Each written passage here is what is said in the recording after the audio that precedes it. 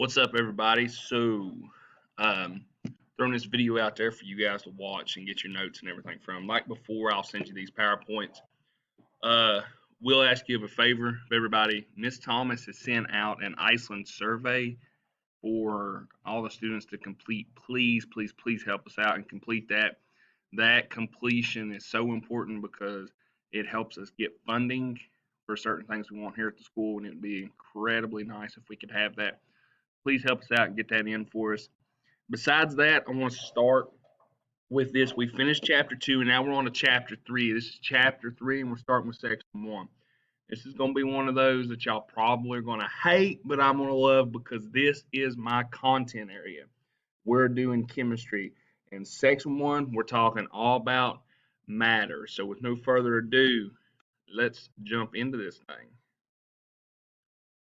See if it'll work for me. All right, so atoms. So hopefully you've heard of atoms before.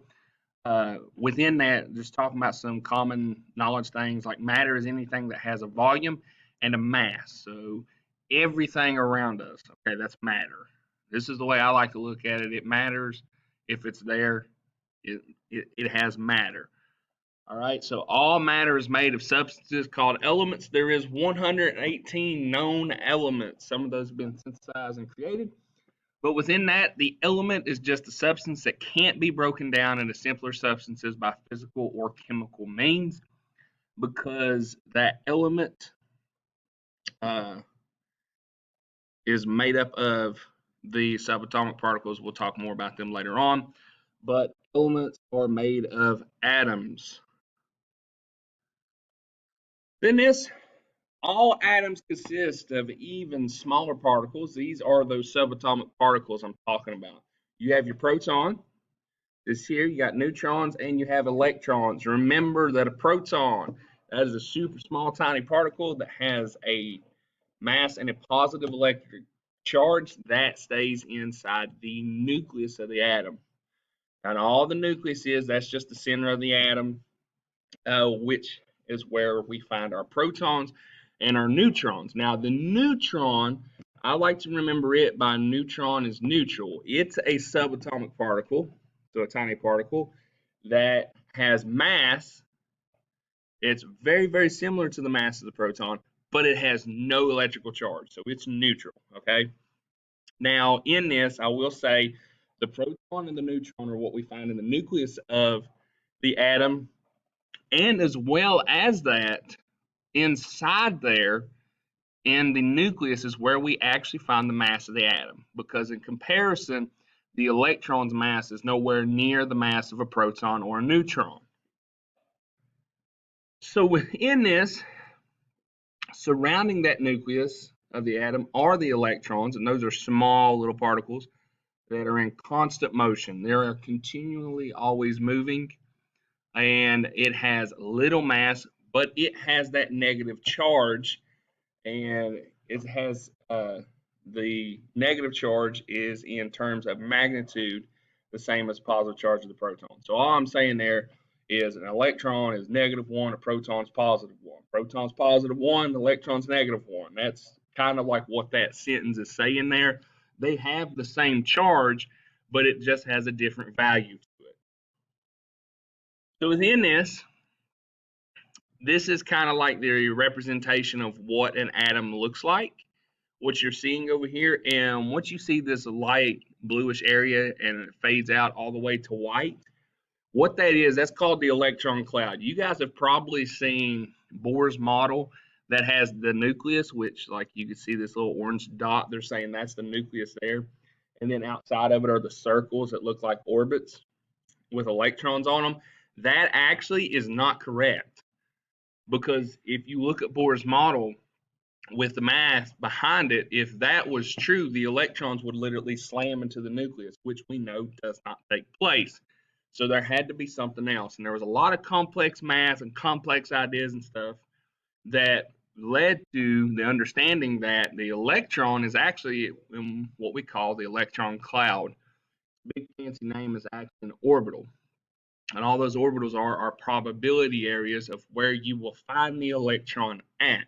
Now, within that, this is what I want to stress with you and share with you is this is something that I will cover in a lot more depth in chemistry. So if you sign up and take chemistry, then you'll hear more about this. But the important concepts to get here is about this electron cloud, and all that is at a probability area of where that electron at, and it is continually moving. All right. So the periodic table of elements is arranged so that a great deal of information about all the known elements is provided in a small space. What's that sentence really saying? It's a big fancy way of just complex way of just looking at you and telling you the periodic table is built and designed the way it is on purpose. Literally, the location of an element, it has 7 to 9 reasons of why it's sitting in that position.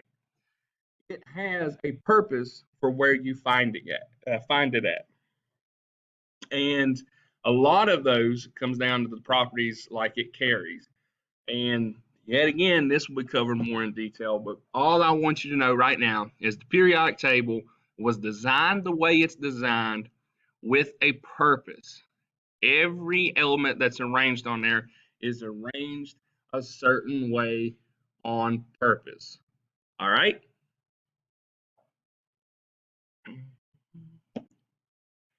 Then we got our symbols for our elements. So generally what you'll see is each element is identified by 1, 2, or 3 letter abbreviation known as the chemical symbol. Pretty much what you're seeing now is all the way up to 118. They've been named, so pretty much it's down to 2. I'm going to tell you the majority of what you're going to deal with in any class. Even me, I never dealt with anything outside of an element that had 2 symbols, 2 letters for a symbol. But the big thing I want you to get is that first letter in the chemical symbol is always capitalized, and the second letter is always lowercase. Okay, so if you look at it, sodium is Na, it's a capital N, a lowercase a. If you look at it, carbon is a capital C, oxygen, capital O, krypton, capital K, lowercase r. All right, hopefully you're picking that pattern there. So then all elements are classified and arranged according to their chemical properties in the periodic table of elements. That's what I was saying. That's one of the big driving reasons of what we see and why we see those elements in their certain locations on there. And it won't change. They'll be there because of those properties and those various other reasons. It just fits the periodic table very, very well. That's why in my chemistry class, every quiz you will get a periodic table except for the element quiz, because I would be giving you the answers and that's stupid. But on it, I give you that periodic table because we use the periodic table for so many things within chemistry. If you take chemistry, you will get enough periodic tables from me that you probably could use it as wallpaper on one of the walls in your bedroom. Yes, you're going to get that many from me. That's how important this periodic table is, how important these symbols are. The first thing to talk about is mass number. All the mass number is the number of protons and the number of neutrons. First, let's start with the atomic number. I should have started with that. My bad. I jumped the gun. All right, first we're going to talk about the atomic number. The atomic number is just the number of protons. Okay, so the atomic number is the number of protons. That is the identifying force for what the element is. Here's the thing. You can't change the number of protons and keep the same element. If you change the number of protons, you have now changed the element. Happens every time. You can't change the proton without changing the element. You change the element, you change the number of protons. Now the mass number here, that is, remember how I told you the proton and the neutron, those 2 subatomic particles add up to give us the mass for the element. That's the mass of the atom. That's what we're seeing here. Remember, mass number are those 2. With that, the sum of the protons and neutrons is that mass number. They add together to give the mass. Now, you can change the number of neutrons. With you changing the number of neutrons, you have changed the mass. That's what you've changed. Okay, if we change the number of protons, we've changed the element. We change the atomic number, we've changed the element. If I change the mass number, if I've changed those neutrons, I haven't changed the element. But if we change the protons, we have. If you change the number of neutrons, you'll find something that you're changing. You're looking at different isotopes. Okay? So within this is just a nice little representation of what you'll see on various different periodic tables. So within that, this is just a diagram of the element chlorine and explains how atomic numbers and atomic mass are listed in that periodic table. So the first thing you got right here, the whole number, that's the atomic number. Now this number down here, that's the decimal that you see very often with all your elements on a periodic table, except for those that are synthesized and are not there long enough for us to get an accurate atomic mass for. That is the atomic mass. More specifically, it's the average atomic mass. I'm not going to require you to know that, but when you take chemistry, you sign up for it, you're absolutely going to have to know that. Just throwing that out there. So now this goes into talking about isotopes. And remember, those isotopes are those things that I was talking to you about. If you change the number of neutrons, because all you've done, you've kept the same number of protons, so the atomic number doesn't change. The element's the same. It's just heavier now. It's kind of like the difference between me and you. All right. You, for example, in terms of me, you're small and skinny. I'm big and fat. But we're still people. You're a person. I'm a person. What changed? The mass. All right. I'm a bigger isotope than you. So all atoms of an element have the same number of protons. However, the number of neutrons of an element's atom can vary, and that's when we see these isotopes come in, because atoms of the same element that have different mass numbers are called isotopes.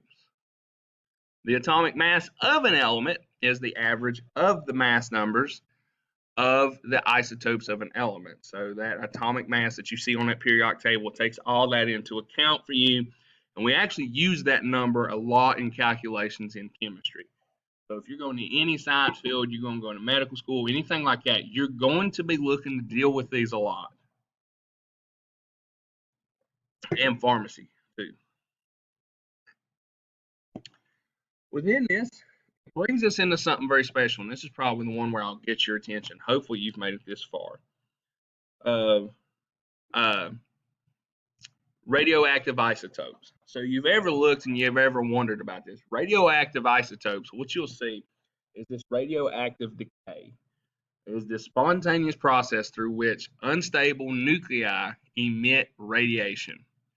That's a big fancy way of saying it. It's not stable and it will shoot off radiation. Now, different isotopes shoot out different radiation. So if I'm around carbon-14, I'm totally fine because it's letting out radiation that's really just harmless to me. It's not going to hurt me. Now, if I'm around uranium, that is a big problem. Like that's what we use within the bombs we dropped in Nagasaki and Hiroshima. Those bombs not only killed people by the explosion, but they killed people because of the radiation that was being emitted from the elements and those isotopes that we had within the bomb. And it killed people without them even really knowing it yet. So these radioactive isotopes are interesting, but they're also extremely, extremely dangerous. So in the process of radioactive decay, a nucleus can lose protons and neutrons. Change a proton to a neutron or change a neutron to a proton. So a lot of weird things can be happening within the nucleus of these isotopes. The big thing is the number of protons in a nucleus identifies an element. Decay can change the identity of an element. What you'll actually see is this is what these elements will do, these isotopes will do to become stable. They can even break apart into two separate ones. And that's like what happened, that chain reaction that happen with atomic bombs. What we have is just this huge this huge reaction that'll take place, and they'll just break apart. Except for the new atomic bombs. Okay, that's a fission reaction, but a fusion reaction is what our atomic bombs are doing now, and those are like the reactions that's happening on the surface of the sun, and it actually feeds the whole process going through. So it's a very, very nasty, nasty process.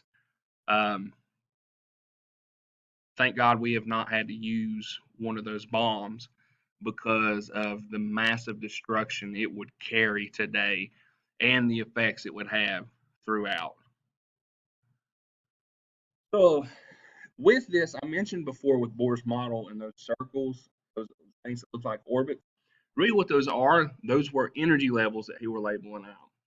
But we don't have the exact position of an electron, but we have discovered that electrons occupy areas called energy levels. And those electrons have to be in certain energy levels. All right, you'll hear more about this in chemistry too. It's very, very, very interesting. I love, love, love to talk about it. So filling these energy levels, what will happen is the electrons are distributed over one or more energy levels, and it follows a pattern. I'm actually talking about this in chemistry right now, and these electrons will fall in by three certain rules for what position they're going to hold, and each energy level can hold only a limited number of electrons, and that's why we get these rules for how they will fill. All right. So electrons occupy one energy level in a hydrogen, so because there's only one electron there. So what you see here, there's that electron in that first energy level. Now, whenever you go to oxygen, it's going to fill two. I need to move me. Let me move me up. It'll fill two. So you can see the first energy level and the second energy level. And the reason behind that is that first energy level, it can only have two electrons in it. That's the max it can hold. Now, aluminum will have three energy levels. Have three energy levels with electrons in it. There we go. That's what I'm trying to say. Because that first one's filled because it can only have two. The second one's filled because it can only have 8. And the third one, it'll take 3 electrons from aluminum. So you can see here 1, 2, 3 in that third energy level. But the third energy level, that's where we see it jump to 18. Okay.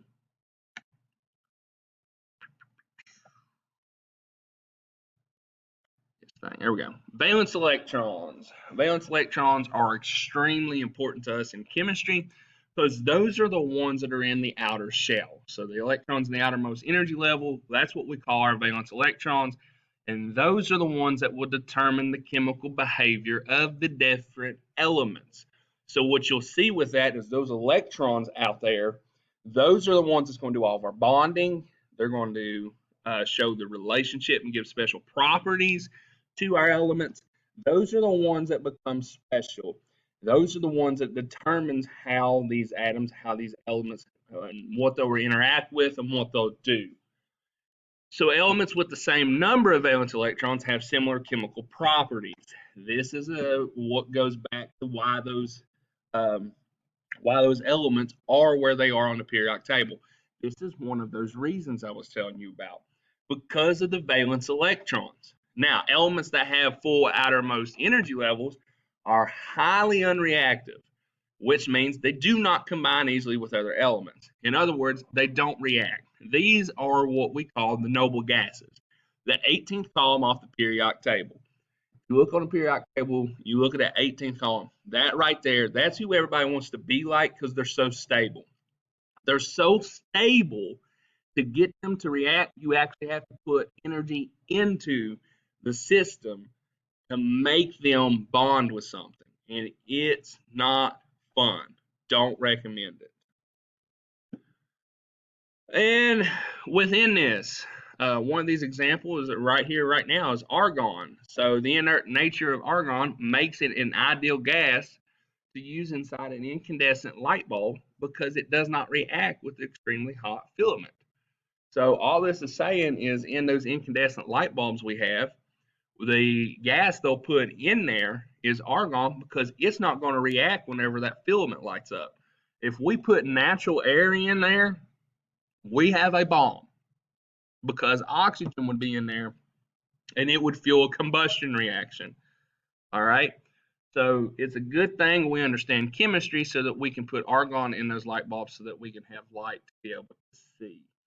Anymore, this is starting to change though. You're seeing a lot of things start going to LEDs, which those are light emitting diodes, and those are a lot better for our systems and a lot better for our power bills as well because they take less energy and it's a diode, so it's electrical. Um, it's a well, it's just a piece of technology. It's the best way to explain it. That's in there that you send a charge through it and it emits light. Then we have ions. Let me scroll me back down. These ions, these are the ones that is whenever an element finds a charge in one way or the other. So an atom gains or loses one or more electrons from its outermost energy level, and it will have a net electric charge. This can be positive or it can be negative, depending on whether they gain or lose electrons. If an atom gains an electron, it's going to be negative. The reason behind this, the ion is going to be negative. The reason behind this, they gained electrons. Electrons have negative charges, so they pick up more negative charges. If they lose electrons, they're going to be positive because they've lost negative charges and they've kept the same number of positive charges with those protons. So in general, an atom in which the outermost energy level is less than half full, that is, it has fewer than 4 valence electrons, it will tend to and lose its valence electrons and form positively charged ions. An atom in which the outermost energy level is more than half full, those are the ones that want to pick up electrons. So the difference is in cations and anions. Cations are the ones that loses the electrons. Okay, they form positive charges. The way I like to remind students of that is remember cations, cats. You like cats. Kitty cats are nice. Even if you don't, it'll help you remember it. I really am not fond of cats. I'm a dog person, but it just works. And then anions, I always look and say, how is Mr. Hall and ion English? That makes no sense whatsoever, but I try to come up with something to help you remember the difference. I'm horrible at English, so anion, it's just bad. Hopefully that helps. If not, I'm sorry. I just wasted 20 seconds of your time. Anyway, so what elements are most abundant? All right, so this is kind of cool for us. The most abundant elements in the universe are hydrogen and helium. This is in the universe. The two most abundant elements in Earth's crust are oxygen and silicon. Okay, these are the differences, but this gives you a really good representation of what you'll see. The most abundant ones in the universe over here, and over here is in the Earth's crust. Okay, realize that's in the Earth's crust, not in the whole Earth system. All right, make sure you get that. And ladies and gentlemen, that is the end to chapter 3, section 1. We have now started in on chapter 3. Please make sure you're watching these videos and working. Like, I'm sending you these PowerPoints, but you still need to watch this video and work through those PowerPoints with me.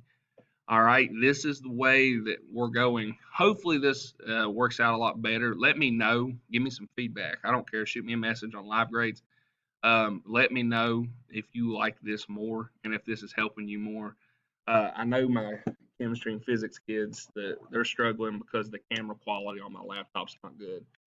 So if anybody wants to gift me a really nice camera and interface system to, hook it up to stream me on Zoom, then I'll absolutely accept that gift. But besides that, Thank you guys for watching this video. Please do that Iceland survey for us. Help us out. Besides that, y'all need something, holler at me. Later, guys.